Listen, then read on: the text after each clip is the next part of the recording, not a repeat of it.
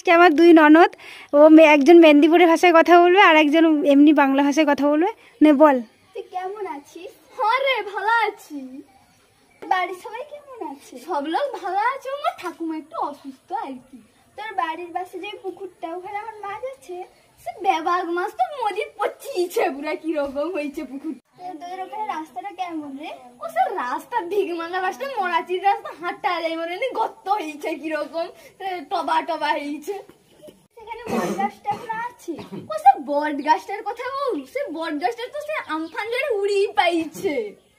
পুকুরটা এখন স্নান করা যাবে, তুই সে পচা গেড়িয়ার কথা বল, সেটা স্নান যে করবে না তোর ক্যান্সার হয়ে যাবে। তোদের ওখানকার একটু রাস্তাটা দেখে আসি, তুই যে রাস্তাটা তো দুর্নাম করছিস, তুই সে ভিগমাগা মরাচ্ছিস, সে রাস্তায় যাবো করু টবা টবা হয়েছে, কিরকম তুই শহরনু আসতু, হাঁটতে পারবো নি, কাইকি পড়ি যাবো, কোমর টোমর তখন ভাঙি যাবে, কাকিমা তখন বকবে তোকে বহু। হ্যালো বন্ধুরা, তোমাদের এই ভিডিওটা ভালো লাগলে তোমরা একটা লাইক করে দিও, আর টুকুটুকু কমেন্ট, শেয়ার আর ফলো করে দিও।